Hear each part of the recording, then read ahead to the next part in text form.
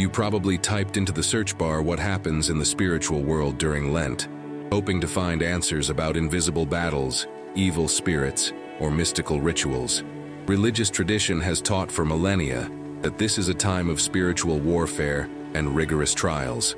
But what if the truth is even more frightening and much closer to you than you imagine? The Swiss psychiatrist Carl Jung dedicated his life to deciphering the mysteries of human experience and discovered something disturbing.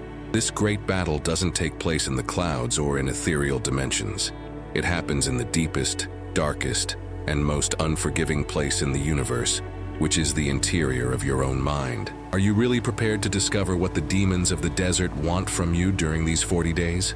For Jung's analytical psychology, the Lenten period is far from being just a fixed event on the Christian calendar or a mere repetition of ancient dogmas.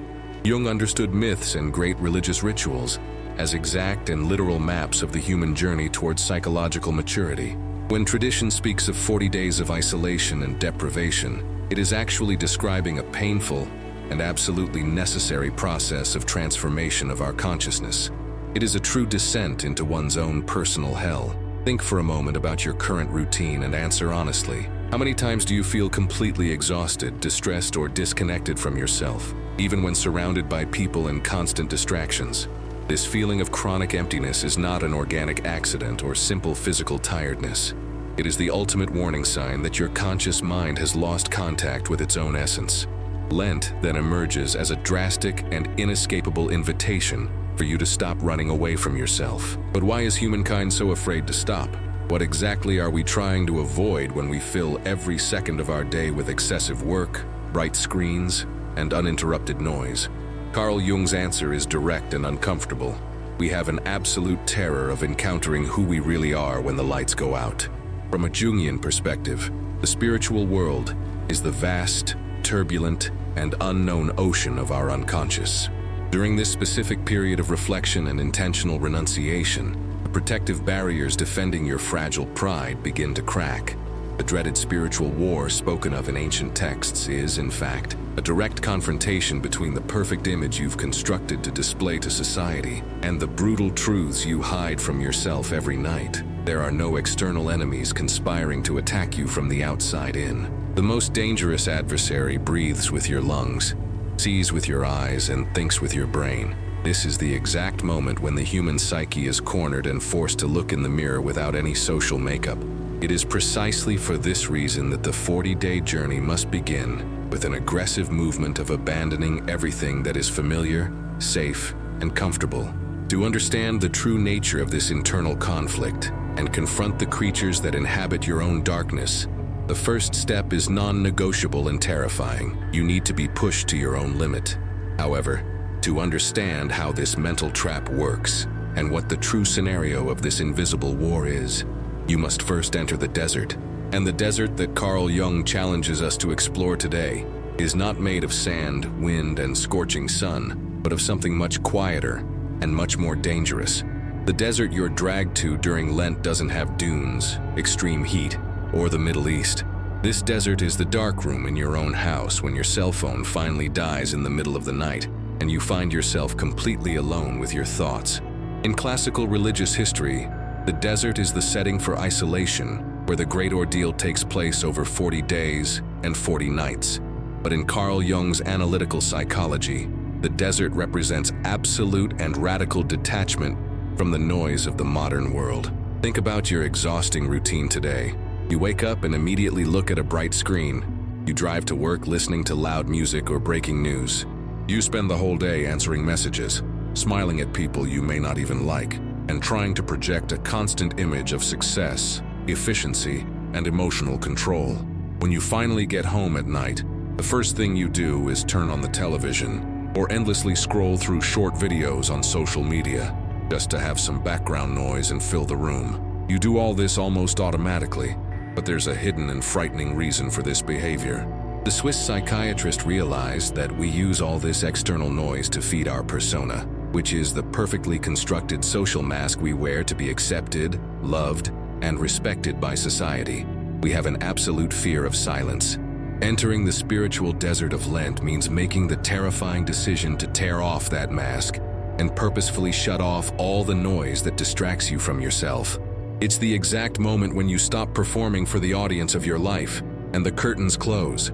Most people romantically believe that spiritual isolation brings immediate peace, calm, and tranquil meditation. But the great and unexpected twist of this inner journey is that the silence of the desert is deafening, suffocating, and profoundly hostile. When you remove notifications, overwork, and the unhealthy need for others' approval, a paralyzing anxiety takes over your body. You suddenly realize you have no idea who you are when no one is looking at you. The Jungian desert is unforgiving because it mercilessly destroys all your emotional hiding places.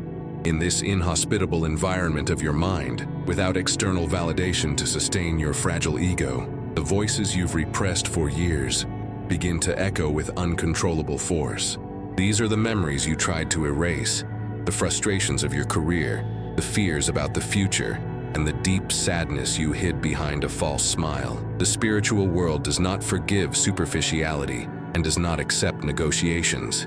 You are forced to listen to your own soul screaming for attention in the midst of the void. However, the human mind is an expert in illusory survival and does not passively accept this psychological torture. When isolation becomes unbearable and the pain of facing reality threatens to destroy your sanity, your brain collapses, desperately seeking an escape valve to relieve the tension.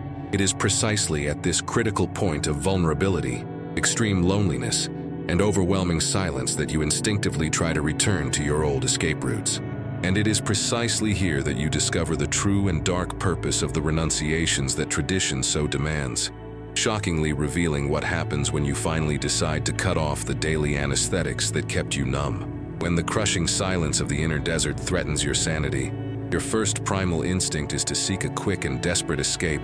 For centuries, the tradition of Lent has required people to cut out meat, avoid alcohol, or renounce sweets for 40 days. Most people obey this rule, believing it to be merely a physical penance to please a deity, or a superficial test of willpower. But modern psychology and the discoveries of Carl Jung reveal a much deeper and more visceral truth about fasting. That glass of wine at the end of the day, the chocolate after lunch, the cigarette on the balcony, or the 3 hours spent scrolling through your phone's feed are not simply harmless habits. For your mind, these small rewards function like surgical anesthetics. They are the emotional pacifier your ego uses to soothe the existential anguish screaming inside you. It's fascinating and frightening to note that recently, top Silicon Valley tech executives have popularized the so-called dopamine fast, isolating themselves from screens, pleasurable foods, and social interactions to regain brain focus. They believe they've invented a revolutionary modern productivity technique, but in reality, they're just accidentally replicating the same spiritual deprivation technology that ancient mystics used in the desert thousands of years ago. Current neurological science proves that when you abruptly remove these pleasurable stimuli, your nervous system enters an acute state of panic and withdrawal. And this is precisely the great secret of the spiritual world that Jung perfectly understood. The true purpose of fasting is not to starve you, but to brutally remove the anesthesia that keeps your consciousness numb. By making a real and painful renunciation during Lent, you are deliberately removing the absolute comfort of your ego. You force your mind to operate without any of its favorite emotional crutches. Think about the last time you tried cutting out sugar, stopping coffee, or spending an entire weekend without looking at your smartphone. Do you remember the sudden irritation, the throbbing headache, that irrational anger you felt towards a loved one for a completely trivial reason? That explosion of aggression wasn't just a chemical reaction of your body begging for glucose or a virtual notification. For analytical psychology, that disproportionate irritation was your true human nature surfacing, without social filters and daily sedatives. The ego loses control, and your constructed identity begins to fracture. When you stop consuming your emotions, when you stop drinking your anxiety, and when you stop numbing your sadness with the artificial glow of a screen, you finally awaken to the terrifying reality of your inner world. And the brutal reality is that you were never alone in this darkness. Deprived of your artificial defenses and walking hungrily through this psychological desert, you reach the maximum level of mental vulnerability. The pain of withdrawal ruthlessly cleanses your inner vision, and shadows begin to move around you. It is precisely in this moment of profound exhaustion, when your pride is weak, without food and without distractions, that the true trials of Lent begin. Without the protection of your comfortable anesthetics, an ancient, repressed, and incredibly intelligent force awakens in the depths of your own mind, terrifyingly revealing who the true demons are that you must confront from now on. When chemical and emotional anesthetics finally wear off, and your ego finds itself isolated in the cold sands of the psychological desert, the inevitable happens. In age-old narratives, this is the exact moment when the figure of the devil emerges from the darkness to test the physical and mental resistance of the exhausted hero. However, for the psychiatrist Carl Jung, the spiritual world operates in a way that is infinitely more complex and terrifying than ancient medieval paintings suggest.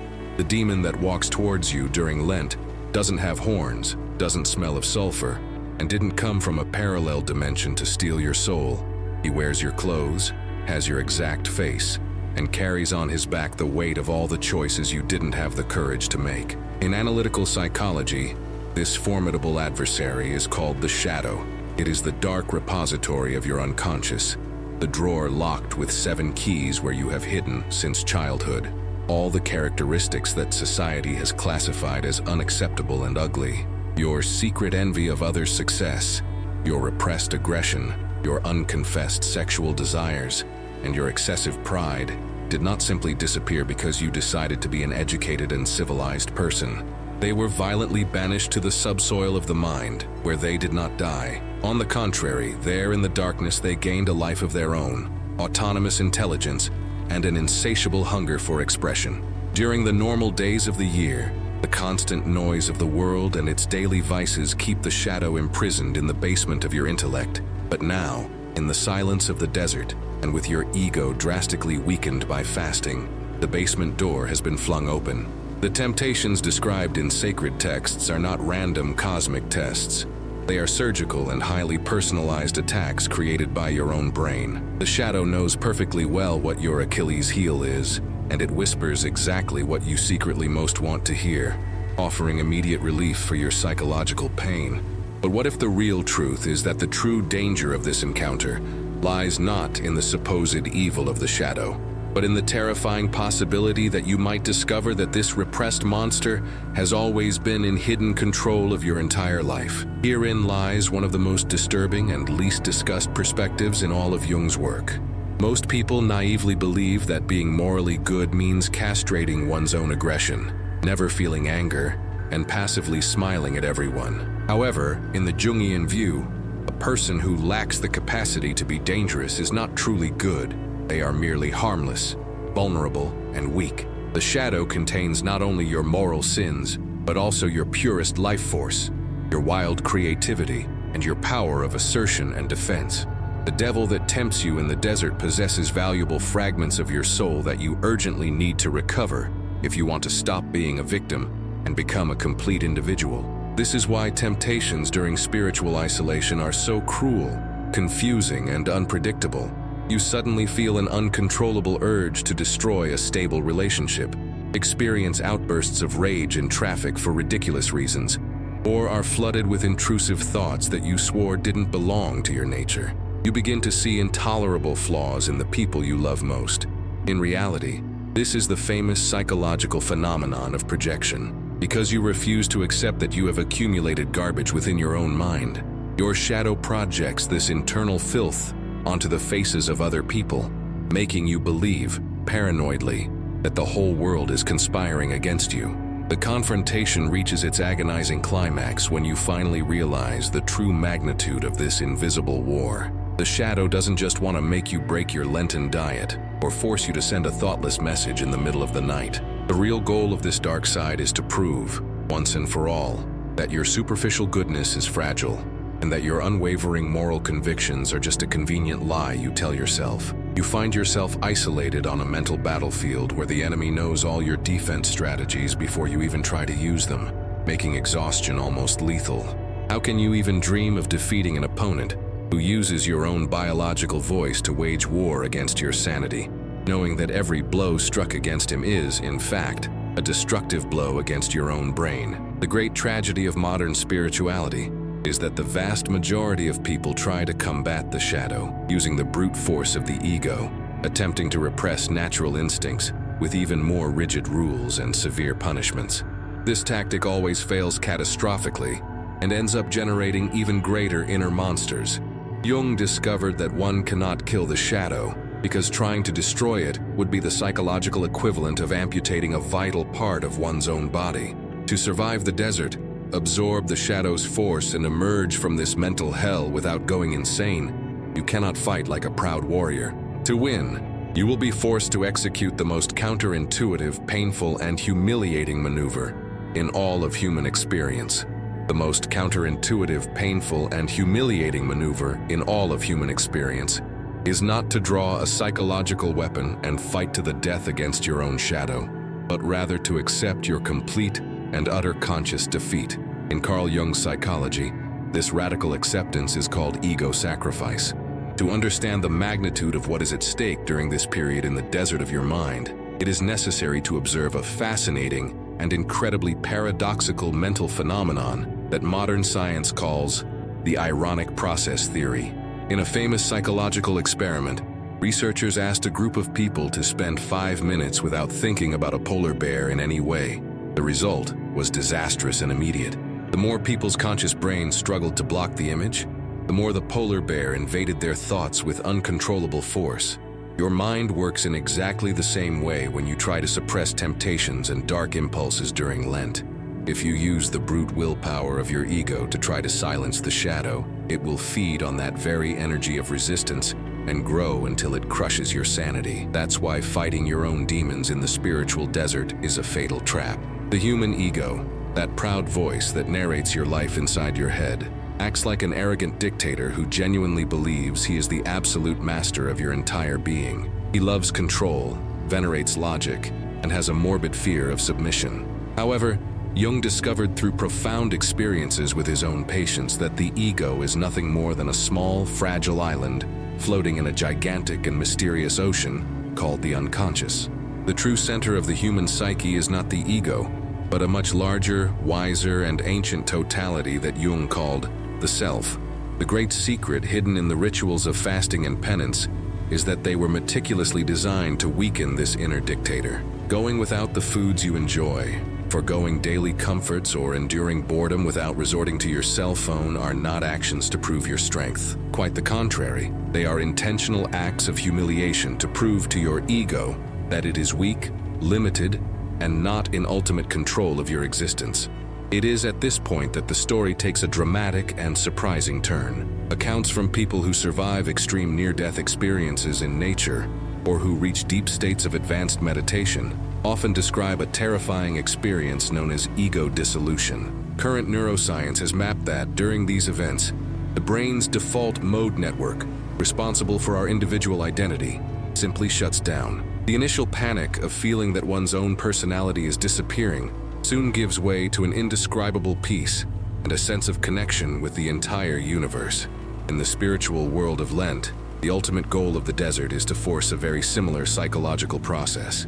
The sacrifice required is not the shedding of physical blood, but the voluntary surrender of one's own pride. You must look at your shadow, acknowledge your worst flaws, accept your forbidden desires, and tell your ego that it needs to bow before a greater wisdom. You relinquish the illusory control you thought you had over your destiny. However, the ego does not relinquish its throne peacefully and silently. When it realizes it is losing control over your mind and that its defenses have finally been destroyed by the relentless silence of the desert, it enters a state of unbearable agony. The submission of human pride hurts much more than the physical deprivation of food, for it represents the literal end of who you believed yourself to be your entire life. This process of psychological deconstruction is so violent, dark, and devastating that the ancient scholars of alchemy, whom Carl Jung dedicated decades to deciphering, gave this phase a dark and almost forbidden name, marking the exact moment when your soul needs to rot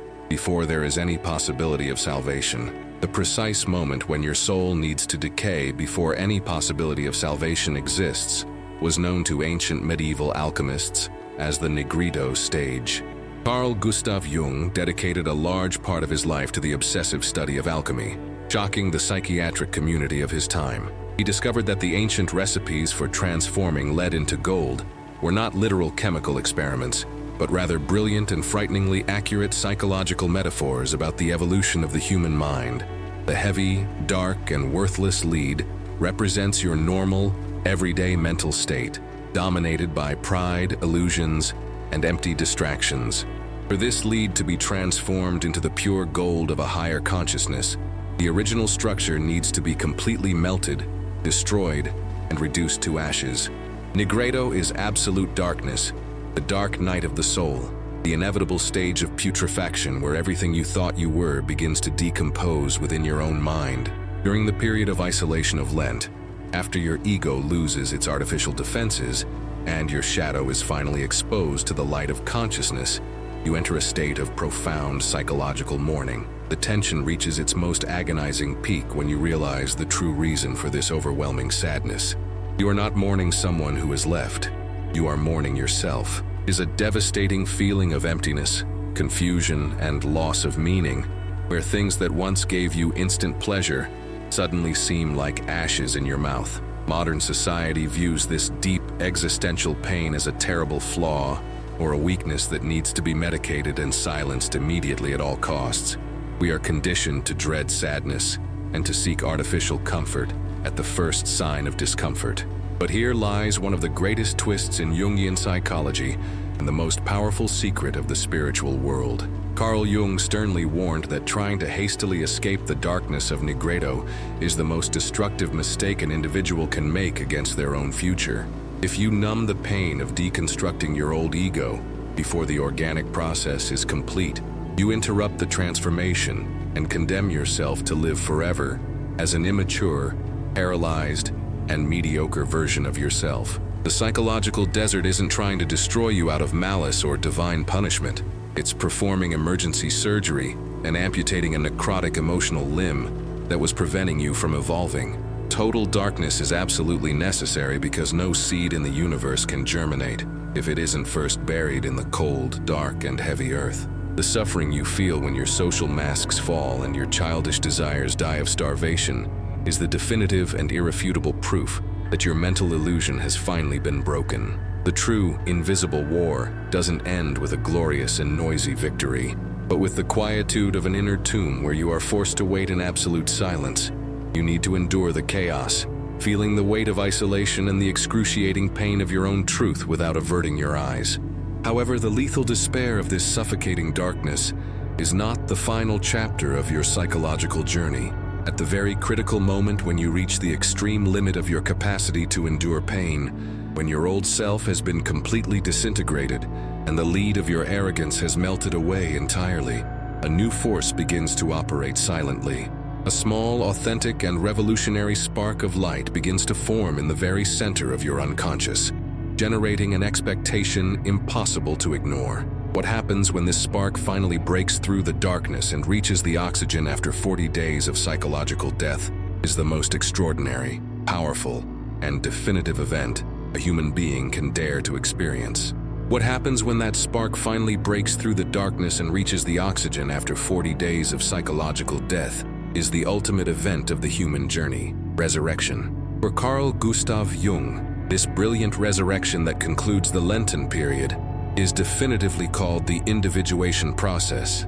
It is not a magical promise to become a perfect, pure, or immune human being, but rather the supreme awakening to become a complete human being. The radiant light of Easter Sunday represents the birth of your true self. It is the emergence of a genuinely authentic, strong, and conscious person who has integrated their own darkness and no longer needs to wear exhausting social masks to beg for the approval of the outside world. You had the courage to descend into the inhospitable desert of your mind, survive the merciless attacks of your own shadow, sacrificed the blind arrogance of your ego, and endured the grief of Nigredo without fleeing. The exact reward for enduring this psychological torture and not succumbing to anesthesia is absolute emotional freedom. But for this resurrection to happen in your practical life starting today, you need to apply this knowledge relentlessly.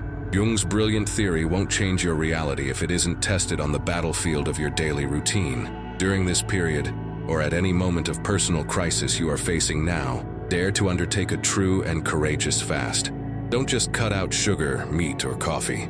Renounce gossip, the unhealthy habit of complaining, the excessive time spent scrolling through bright screens, and the addictive need to judge others just to feel superior. Above all, establish a new, non-negotiable daily ritual. Set aside at least 15 minutes of your day to sit in absolute silence, alone in a room, without music or distractions.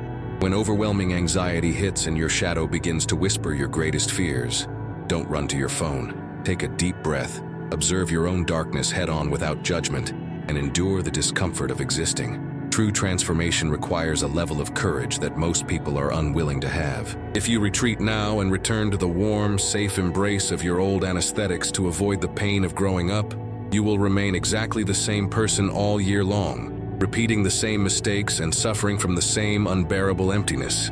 The invisible war inside your brain is already happening this very second, whether you want to participate in it or not. The big, disturbing question that analytical psychology leaves you to reflect on today is not about which foods you will stop consuming for 40 days. The crucial and definitive question is, who is the extraordinary individual who will be resurrected when Sunday arrives? The choice to remain rotting in the desert of mediocrity or to walk firmly towards the light of your own consciousness is entirely in your hands.